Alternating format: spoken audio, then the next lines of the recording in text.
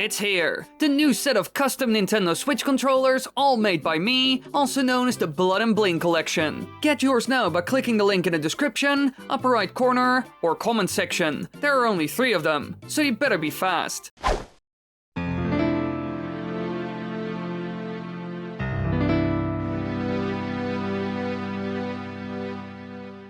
Now, the world of Hyrule in Breath of the Wild is incredibly big and filled with many secrets placed by Nintendo for the player to find. However, there are also a number of things seen in the world that tell an interesting story, but are harder to find and not easy to understand even. And today I want to talk about one town specifically, that no one really knows about and is quite well hidden in the game. It is completely in ruins and has a truly gruesome history. So let's have a look at it and see what actually happened to the poor Hylians who once lived here. Now, our story starts off quite happy, in a completely new town filled with new villagers living a peaceful life. This place is known as Tarry Town, which was initially an uninhabited circular rocky island in the middle of the northern section of Lake Akala, which is connected to the mainland only by a rock arch functioning as a bridge. And after going through quite a long side quest where you collect all kinds of people who are needed for construction of the village, you end up with Tarry Town,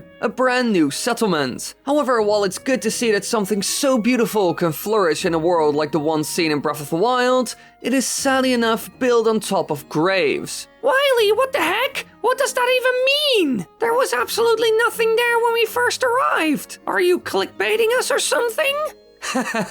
Me clickbaiting? Never! Now, alright, that's different. It's still related to the topic, so that isn't clickbaiting. However, let me get to the point here. What I mean by that statement is that there's an old and destroyed village below it, and not the actual land that the houses are built on. Because down there in the waters known as Lake Akala, there are a lot of ruins and old treasures of a bygone era. Not even kidding, it's a good place to find some old chests with loot in it. But in these rivers and waters below are the remnants of what looks like some sort of village, with a couple of military buildings like barracks as well. All destroyed and in ruins. However, by the looks of it, this settlement used to be a lot bigger than almost all the others seen in the game like Hateno Village. Because next to these waters we find the Tauren Wetland, which is a huge piece of marsh that's filled with guardian remains and a few ruins among the trees. The only people who are seen there are 2 travelers, Stem and Lonnie, who can be found walking along the road through the Tauren Wetland. Aside from that, there's no life to be found there. Just clues to what happened and the people who live there. Now let's start looking into all of this more closely. First up, what happened to the buildings seen around this place? Well, it seems like they were attacked at some point. There are a lot of broken down guardians after all. So many in fact, that something seems off. This place must have been huge and an important landmark for Hyrule. Otherwise there wouldn't be a million of them to take down the place. They probably attacked this location long ago, during an event I would call Ganon's Strike, which happened 100 years ago. Back then, ancient technology was found in Hyrule and brought to light once more, since it was once used to defeat the evil Ganon. And since they expected him to return, the Guardians were reactivated and 4 champions were chosen to control the mighty divine beasts. And then, at some point, the Calamity came back and attacked, devastating the Kingdom of Hyrule by taking control of the ancient machines and turning them against their masters, destroying many of the villages and cities seen around the world until almost nothing was left. The only reason why they survived is because of Zelda. She used her sealing powers to trap herself together with the Calamity Ganon inside of Hyrule Castle. And all of these events most likely led to this.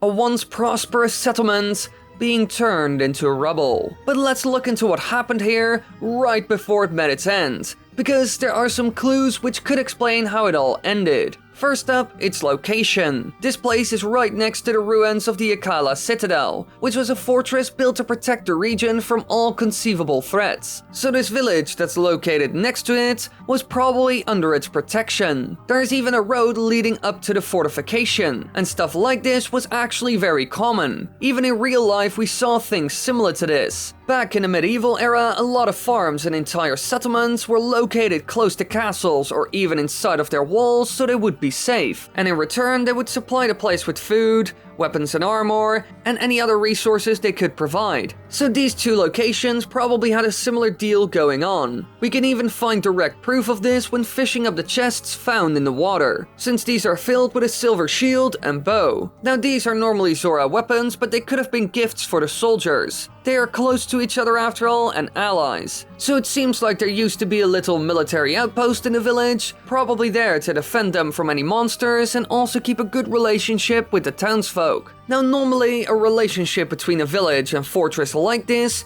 was always a good thing for both parties. However, this time it probably wasn't. That's because during the events of the Great Calamity attack, the remains of Hyrule's leaderless army was forced to retreat to the Akala Citadel since they were losing the fight. Here, hundreds of guardians charged the fortress all under Calamity Ganon's control. And so, unable to match the sheer power of the ancient Sheikah technology, the soldiers fell in battle, marking the decisive end to the Kingdom of Hyrule. And you can still visit these ruins in the game, although it is dangerous to do so since there are guardians and evil minions of Ganon everywhere. Now it's likely that the village located closely to it met its end thanks to the attack on the citadel. It was close to it after all, and so they were overrun either before the fortress fell or after they were done with that. But it does look like a lot of the guardians did meet their end in that old settlement. There are so many broken and decayed ones found down there after all, so something interesting must have happened here. Could it be that the villagers or soldiers of the nearby fortress had a plan to get rid of a lot of the incoming enemies? Well, when you start to look at the place, it does seem to be the case. So let's find out how they managed to disable and destroy so many guardians. Of course, there were still a number of soldiers stationed in the settlement,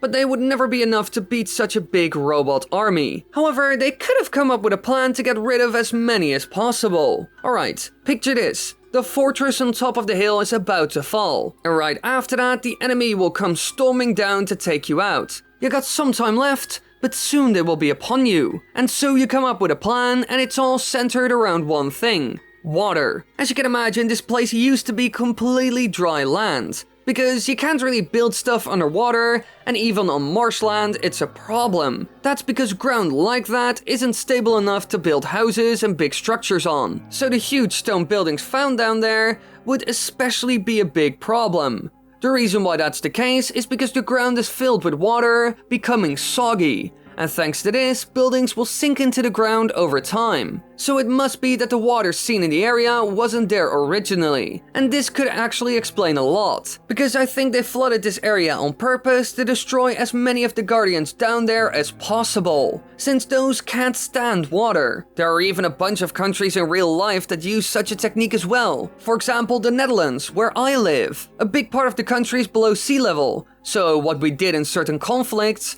like, W of the W2, have to say it like that before YouTube gets mad, we flooded everything to stop the enemy. Mostly certain parts of the countryside, which worked to an extent, but in the end, airplanes were a thing, which was a problem. And we can actually find evidence that this settlement in Breath of the Wild did the same in their last desperate hour. Evidence of this can be found at Toto Lake, which flows into South Lake Akala via a waterfall, and this is where all the water comes from. It's home to the ruins of an old Zora temple, which is partially submerged in the middle of the lake, which actually holds a secret connection to the Hylian champion Link's past heroism before the Great Calamity. However, that's a story for another day. I want to find out how the lands below flooded after all. When looking around this place, it does look like this is where all the water comes from. And it could be that the soldiers or even Zora blew a hole in the side of it to flood the lands below. It would be the best strategy in such a situation. They were doomed, and maybe by flooding the village they could save themselves. We have seen so many times before that water is incredibly effective against old Sheikah technology. None of it is waterproof. Well, except the Sheikah slate. So to be honest, it was a genius idea. They could even potentially reach that area by using a paraglider, allowing them to go there and plant explosives to set off their grand plan. However, by the looks of it, it didn't work out perfectly, since there are still some functioning guardians down there. Clearly both in the citadel and town below it, they fought till the bitter end. And no matter how much effort they put in, they were ultimately defeated, all meeting their end thanks to the evil influence of Calamity Ganon. But they aren't forgotten by us. Signs of their heroic deeds can still be seen throughout the land, allowing us to find out what could have happened here. And now you all know the story behind the village you have never seen. And, go check out those controllers. They are pretty nice. And, there are only 3 of them.